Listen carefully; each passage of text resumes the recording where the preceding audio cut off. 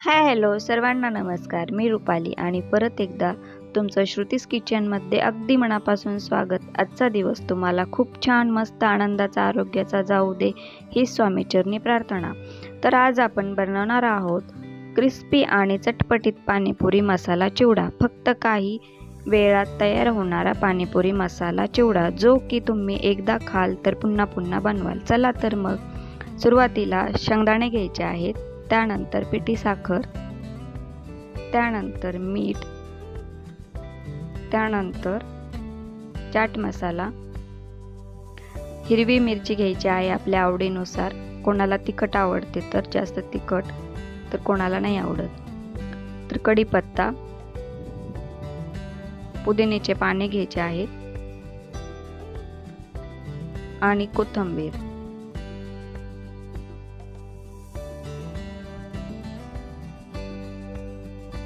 आणि पाणीपुरी मसाला आणि एक बाउल मुरमुरे घ्यायचे आहेत. मुरमुरे गॅसवर गरम करून घ्यायचे आहेत कढईत टाकून. एकसारखे हलवून घ्यायचे आहेत. कलर मुरमुऱ्याचा चेंज होऊ द्यायचा नाही. कमी गॅसवर एकसारखे हलवून घ्यायचे आहेत. मुरमुरे आता क्रिस्पी झाले की नाही ते चेक करून घ्यायचे आहेत आणि एका बाउलमध्ये काढून घ्यायचे आहेत.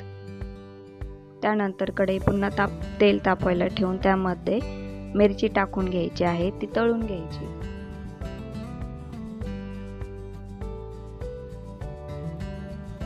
मिरची तळून झाली की ते एका बाउलमध्ये काढून घ्यायची आहे. त्यानंतर शेंगदाणे तळून घ्यायचे आहे. शेंगदाण्यांचा ब्राऊन कलर आला की ते पण काढून घ्यायचे आहेत. ते वेगळ्या बाउलमध्ये काढून घ्यायचे आहेत. त्यानंतर कढीपत्ता टाकून घ्यायचा आहे आणि तो पण तळून घ्यायचा आहे.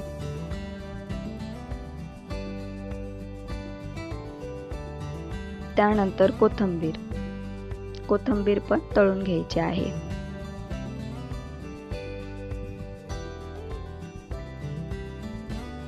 त्यानंतर पुदिन्याचे पाने. तेल उडणार नाही अंगावर याची काळजी घेऊनच आपल्याला हे सर्व तळून घ्यायचे आहे साहित्य.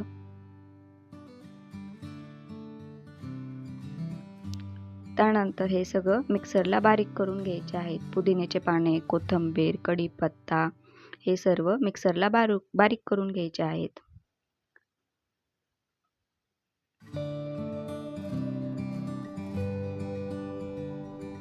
त्यानंतर मिक्सरला बारीक केल्यानंतर ते मुरमुऱ्यामध्ये टाकायचे आहेत. त्यानंतर त्यामध्ये शेंगदाणे टाकायचे.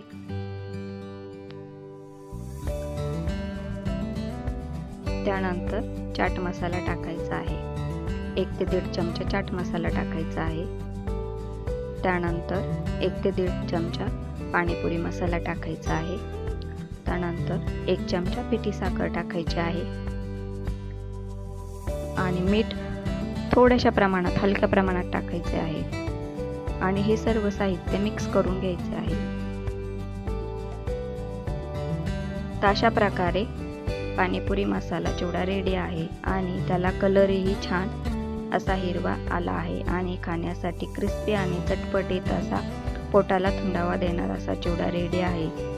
जर तुम्हाला रेसिपी आवडली असेल तर व्हिडिओला लाईक करा आणि अजून अशा रेसिपींसाठी चॅनलला सबस्क्राईब करा. चला तर मग पुन्हा भेटूया रेसिपीच्या चॅनलला. धन्यवाद.